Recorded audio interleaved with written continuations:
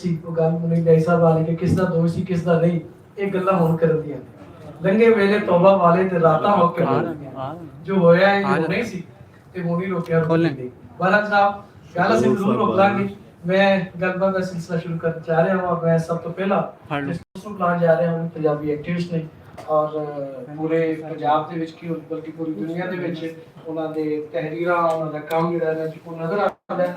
रिसाला एक महीना बाद कटते ने पे पंछी इंटरनेशनल के नाम तो और शेखुपुरा के विच उन्होंने बहुत सारिया अदबी तकारीर जिहड़ियां ने वो सजाइयां और हमेशा लाहौर के विच भी पंजाबी के हवाले नाल जिहड़ी भी कोई तकरीर होंदी है कोई तहरीक होंदी है ਉਹਦੇ ਵਿੱਚ ਵੀ शामिल होंगे ने। मेरी मुराद जनाब जावेद पंछी साहब तो है, तशरीफ ले आओ और अपने विचार साझे करो।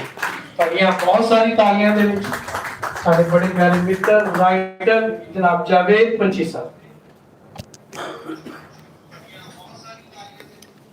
सजना तो मित्रों अस्सलाम वालेकुम।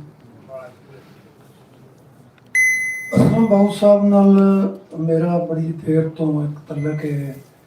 समझो कि जदों इन्होंने गाना शुरू किया सी ते पहली बार जिस महफिल विच गाया सी इन्होंने वो मेरे घर हुई सी। उदों तो लैके अज तक इन्हां नाल मुहब्बतां इवें जुड़ियां कि फिर असीं एक दूजे तो वख नहीं होए। पाक पतन प्रोग्राम हो गए या मंडी बहाउद्दीन हो गए या कभी शकरगढ़ जाना पवे, असी कभी भी एक दूजे तो दूर नहीं हुए।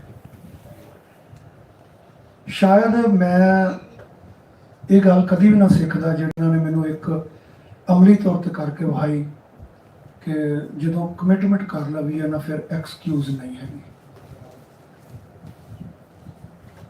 एक गल यहो जी करनी नहीं चाहिए। मुँह तो बैठे ने कुछ लोग शायद इन्होंने समझ के पता नहीं क्यों जी हजूरी कर रहे हैं। ऐसी नहीं गल।